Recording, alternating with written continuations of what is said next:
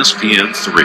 We move to 184-pound semifinal, and here we'll see two Cinderella stories. The number 6 seed, Drew Foster, 26-5 on the year. The Panther will take on Chip Ness, the 15 seed out of the University of North Carolina, and both of them have a chance to be on the raised mat tomorrow night. And Chip Ness, whatever he eats in March, send that my way via the mail because he just puts it on. And I asked Tony Ramos before, Tony Ramos, the assistant coach at the University of North Carolina, what is it that makes Chip Ness so confident in the month of March? And he said he just believes in himself, and he continues to wrestle. He's not worried about what happened in the preseason or the regular season. All he's worried about is what happens in the postseason.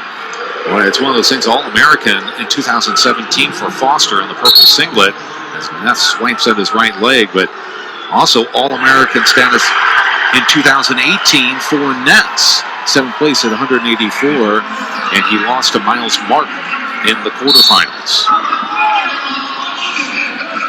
Tony Ramos also said for Chip Ness, as I say that, Foster looked over to the head referee and said he had a hand across the throat. He was choking him. But back to what Tony Ramos was saying, he said their plan coming into this match was to throw Foster in scramble positions. They say he's panicked in the past, and that's what he'll do tonight if he gets stuck in those scramble positions. Head official on the inside is Fred Majerison. He's assisted on the outside. That's Nick Grasso. In the corner, as you see Randy Pugh, the assistant for the Panthers, giving some instructions. Coach Schwab also runs out. This looks like a contact situation for Foster, and we're back to action. It's always nice to see that the wrestler doesn't put the contact back in off the dirty mat.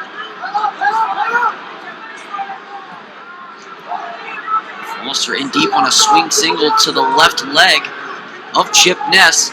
As Chip Ness looking to square his hips up. He's got good hip pressure down, blocking off at the thigh. Randy Pugh in the corner standing up again as we see Colin Scott in the corner for the Tar Heels. Back to the center. Under a minute left to go. Scoreless between the Tar Heel and the Panther.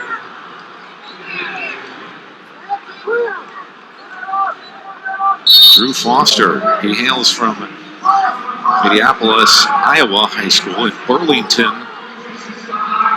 From Burlington, Illinois originally. I think that might be Iowa.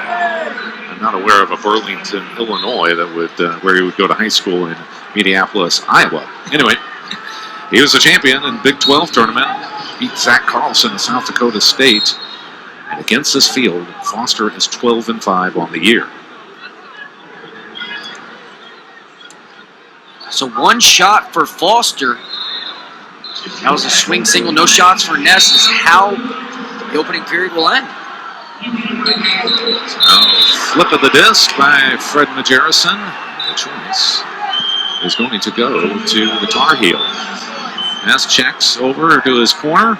And finally raises. I'm going to go down. Fred Majerison's like, what you got there?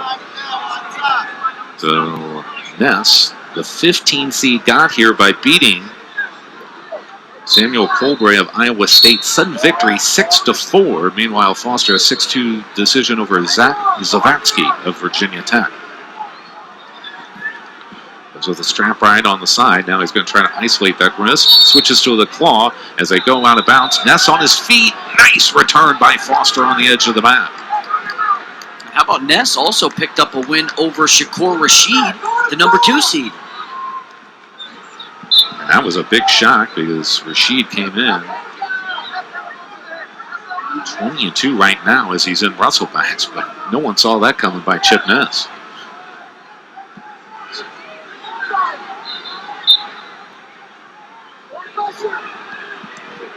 Start of February, Ness was in a kind of a funk, losing 4 in a row to start off the month of February, and now it's on the leg here. for Foster, and up and away is Ness. So working hard, only surrenders 43 seconds of riding time here in the second period.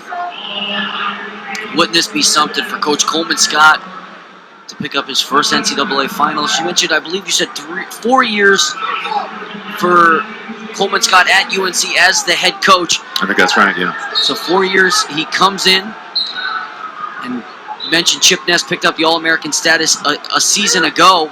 So for him to come in 4 years, have multiple All-Americans, because they also had O'Connor earlier today. Yep. And then a potential NCAA finalist, that would be huge for recruiting.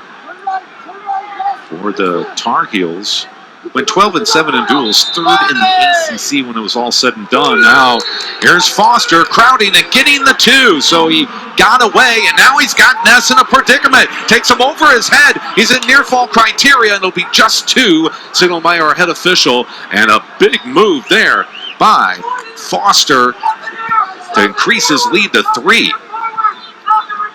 And Schwab was down on the mat, looking for the fall. Started to slap the mat. Doug Schwab in his 9th season, heading up the Panthers in Cedar Falls, Iowa. As we said, Randy Pugh, who also wrestled for UNI, in the corner. That's Coleman Scott. Like you said, Eric, 4th year. He's got Bryce Hatzman from Bloomsburg, Tony Ramos, as we talked about, the national champ from University of Iowa, and Joey Ward, a UNC graduate, rounds out the coaching staff for Scott. Reset. So we're about ready to start the third. It was Ness choosing down in the second, and now it'll be Drew Foster doing the same to start off the third. He crowds. Chip Ness. Ness is going to try to go to a crab ride, and he's got him into criteria. How many does he get on the swipes? He just... Oh, go ahead. Sorry. Yeah, I was going to say 2 near fall there. I was looking over to the corner saying they need to throw that brick. Nick Grasso was in position to start counting as the head official was on the other side, so he should have been counting on this near side for sure. Should have been 4. And Majerison on the inside portion of the mat, like you say, Nick Grasso right on top of it in front of the Northern Iowa corner. Nonetheless, 43 seconds and now being dissolved by Ness. Down by 1, but on top, 30 seconds into the final period. I was actually looking over at the UNI corner thinking that they should have thrown the brick, but of course they're not going to throw the brick because Coleman Scott, it was for UNC, so I was mistaken, but either way, that brick should have been thrown. Yes, riding tough is Foster. Foster trying to get away. Ness keeping on top of him. Can he get the leg as they go to the edge? Foster almost to his hip, and they're out of bounds in a reset. Just 1:02 left on the clock in regulation.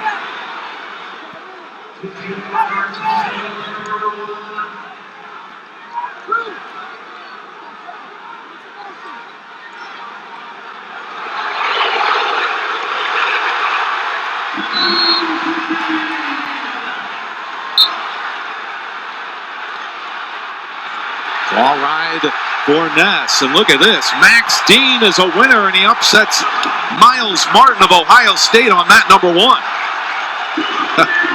And a huge reception from the big red bench there. What a finish. Wow. On this mat, a 5-3 advantage for the Panther. Drew Foster of Northern Iowa holding on to that leg. Now Chip Ness trying to angle. He's between the legs, and he's going to keep his right foot in. Hops out of bounds, and it's a reset. 28 seconds left to go. Riding time will not be a factor in regulation. So Ness down by 2, and they're on their feet. Ness engages quickly. Foster doesn't have a stalling warning. Going to try to circle out, now take a couple paces back. Sprawls on the reshot, deep on the hip of Ness. Ness is going to surrender the takedown, and now he trails 7-3 to Foster, the 6th seed. Doug Schwab and Randy Pugh very excited on that turnabout, on the nice reshot and a deep shot by Foster.